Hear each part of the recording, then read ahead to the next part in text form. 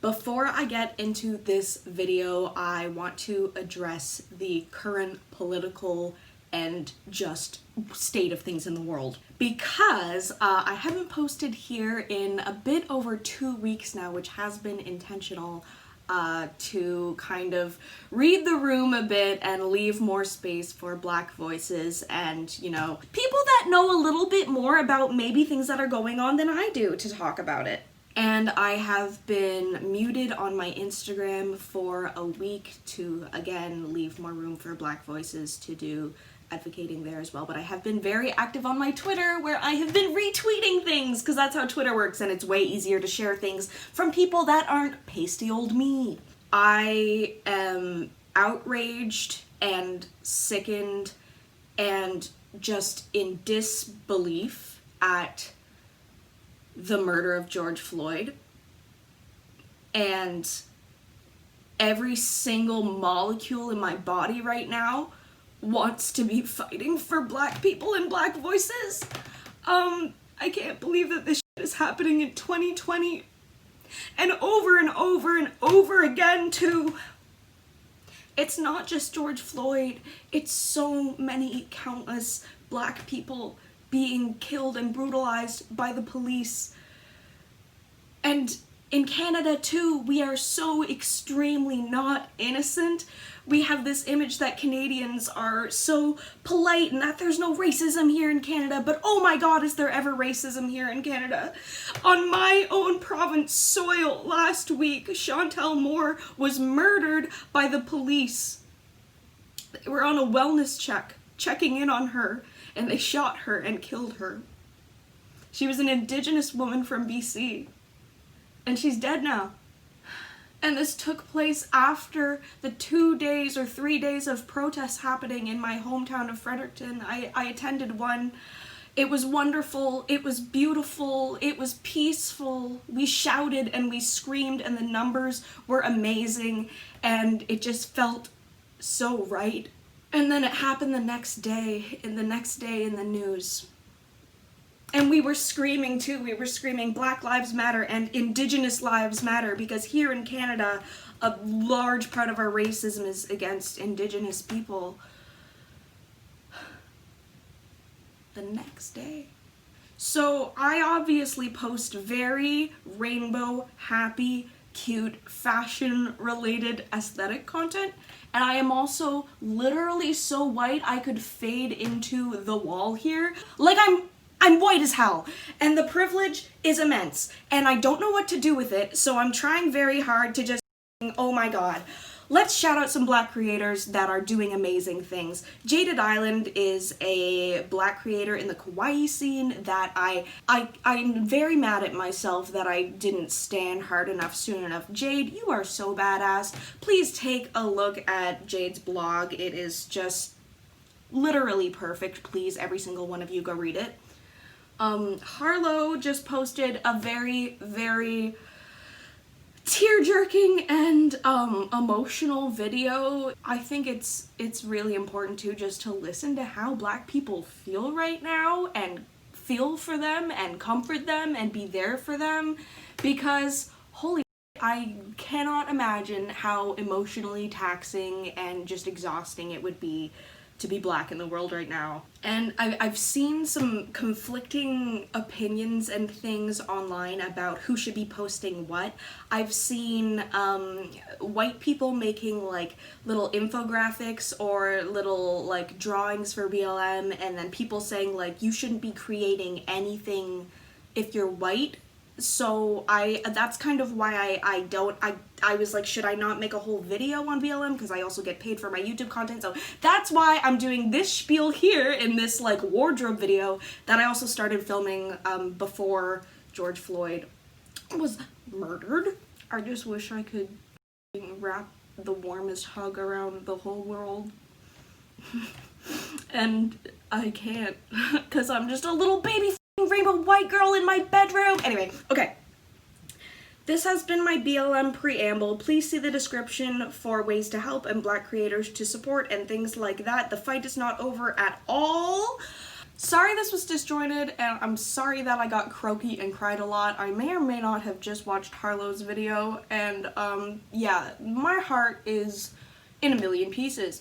Please enjoy this very happy video about my wardrobe that was filmed over a couple weeks, so some of it was before all of these events. Yeah, that's why the tone is weird. I love you, enjoy! Hello, Confetti Club. It is Pixie, and we are back in the house. Thank you guys so much for your patience and for your kind words on my last video where we took a little run in my little car and had a little talk. I really needed that, honestly. I think that was like the kind of restart that I needed. I feel so much better. It's a beautiful sunny Saturday today, and I just wanted to do some little spring, I guess, summer cleaning with you guys. I guess there's a little bit of a story that goes along with this that might be interesting, a little cheeky bit of extra narration. So I made a video either last year or at the very beginning of this year about how I have cut out fast fashion for my life.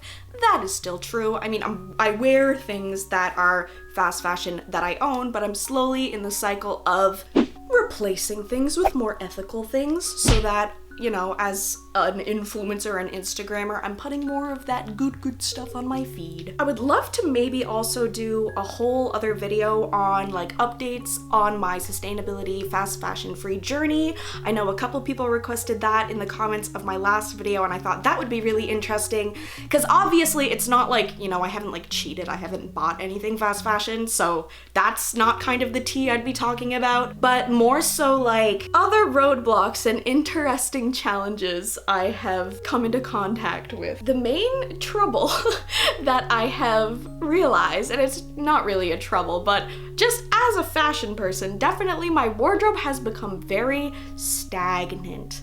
There are not pieces coming in, there are not really pieces going out. A large part of this is due to the current state of things in the world, you know? My slow fashion options are like thrift shopping, swaps with friends, buying online from ethical manufacturers or Depop and stuff. And you can still do those latter, and I've been itching and favoriting and wish listing for a while, but also that is probably the most expensive option out of all of the, like, you know, ethical clothing options for me. So while I can look at my Lyrica, Matoshi, cart, and sigh 3 times a day, I thought it would be a good idea to gather here, go through my closets and any place that there's clothing at all in my home, and we are going to do a complete and total wardrobe refresh, culling, purging situation. I'm going to be actually updating my Depop for the first time in I don't want to know how many years. I am actually Pixie Locks on Depop, not just spelled regularly, no extra E's. I think I just need to bite the bullet because we're stuck in our houses, a little bit less stuck right now, but still like 80% stuck in our houses. And I gotta admit, you guys, I feel like as a fashion blogger, Instagramming, fashion person, I don't know what that was. I wanna have fresh fits for you. I wanna have fresh, exciting, new looks and things for the fashion content that I'm trying to create. But I also don't wanna be wasteful, and I don't wanna be in the mindset of like, I've worn this 3 times on Instagram, now I have to throw it out, because that's evil. But I think I need to be in the space in between where I am now, which is like I've worn the same bon chance dresses over and over and over for the past 4 years, and they're still in great condition and stuff, but you know, maybe some new looks. Somewhere in between that, I've been wearing the same 5 dresses for 4 years, and like, you know, getting a new dress from Fashion Nova every single time you want to post a look. You know what I mean? There's an in-between, and I'm like here, and I need to be like here. And I think the most cohesive, sensible way to go about this is to lay out everything I have, really go through all my closets, sort through, pick what I love and what I want to keep, and I'm pretty keepy.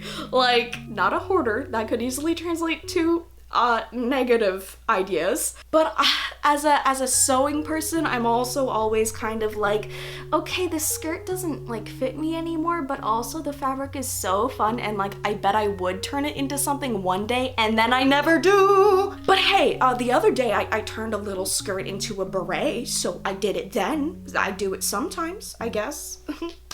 So yes, I'm very excited. I've been meaning to get to this for a while, but it is a big job. It requires big energy, and I really wanted to make sure that I capture it all for you guys because this is fashion content, baby. Let's take a dive into my drobe. And I kind of think of my wardrobe as like a beautiful cycle in that I want to, you know, select a pretty nice hearty chunk of things, a beautiful little launch drop collection situation, if you will, I don't know, and like make it all pretty for Depop and make it all nice and shoppable for you guys. Probably won't be shoppable ASAP when this video goes up because that's a lot of photographing and listing and looking up the prices of things to make sure that all the pricing makes sense, and shipping and stuff right now is a nightmare, and like even going to the post office is like a panic attack and a half. But it will be available for you guys to purchase clothing from my wardrobe. Yay! And then, in theory, with some of the money that I would get back from that, maybe I can invest in new ethical and slow fashion and thrifted fashion and vintage fashion and all of that stuff. So I have kind of three main areas I need to go through. I have this walk-in closet that is probably the most horrifying, like Dr. Seuss heap of clothes.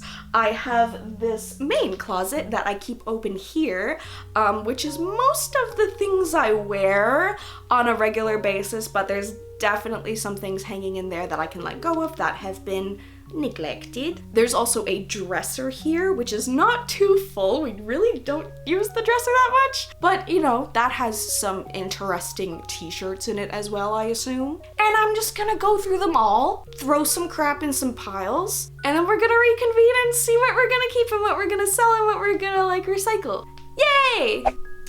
So this is the aforementioned walk-in closet. It is right beside my little filming area.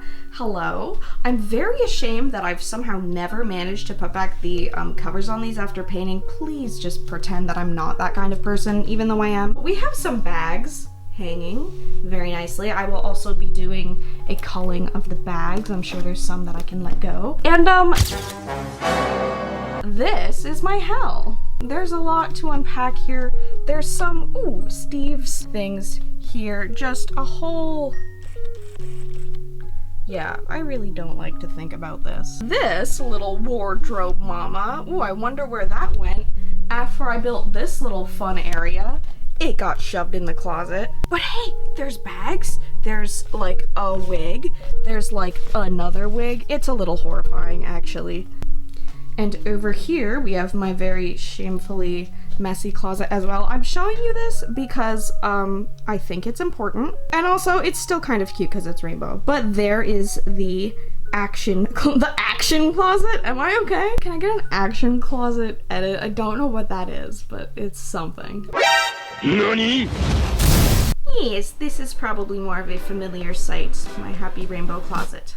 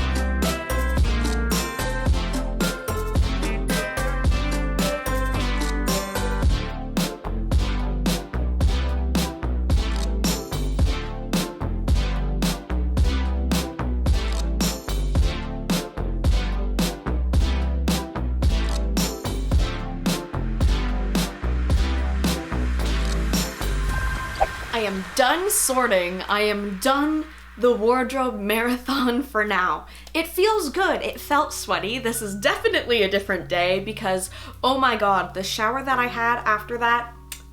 I have here a lovely fun rack. I know I'm not in focus, but I will be soon. Ooh. And if you can't find what you're looking for, ma'am, I can just have a little peek out back for you. It's funny because this is actually like a box from Claire's when I worked there. That would have been out back at Claire's. So we got some bags, some bigger coats, some things. Oh! I cannot guarantee you that these things will be up on my Depop when this video goes up. Actually, the likelihood of that is kind of unlikely, but you can follow me on Depop. I'm pretty sure I actually have the @PixieLocks username on there because it's really old.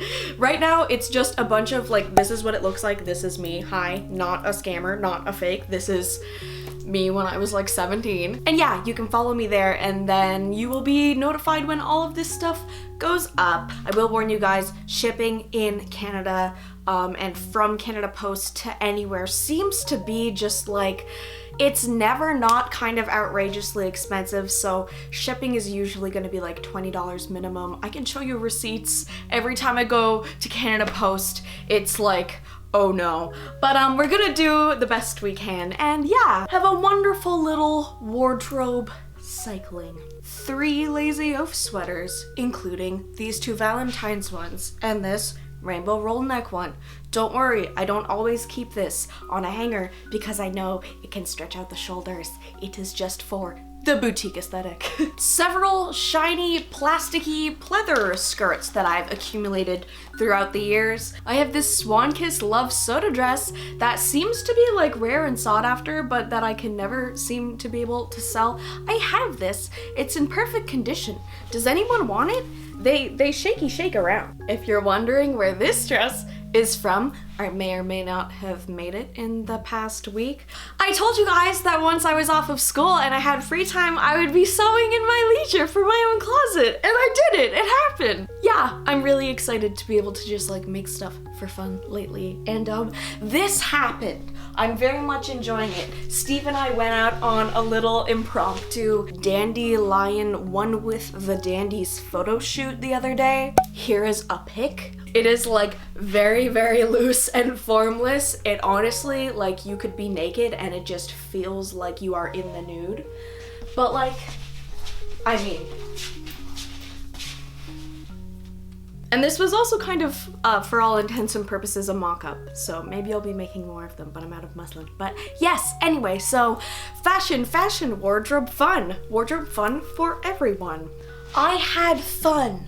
I feel refreshed. I feel as though the skin, the exodermis of my living space has been shed anew like a snake, and now it's ready for a new birth of new snake skin. I don't know what I'm talking about. I also want to say, oh my god, I've been getting so many extremely fun, cute, creative, and amazing tattoo submissions. I've already seen ones that I would get on my flesh, so like, the flesh poke will happen. Submissions for that are still open till I think June 30th, I said, so there's still another month to get your artworks in if you're thinking about that. Reminder about the tattoo design contest. This video's Future Confetti Club member is Moss Wizard on Instagram, who did this absolutely sweet illustration of me in my big fluffy yellow cardigan with my fruit shirt and my fruit rings. If only I had a fruity ring pop. I love the way you did the text. Oh my god, that must have all been by hand, right? Oh, that would have been so hard. Did you start with the red? But then, that's so clever. Okay, I absolutely love what you've done here. So cool. Thank you so much for sharing this with me. I love it very much. I love you guys very much, and I will see you in the next video, which is not this one because this one's over. Bye.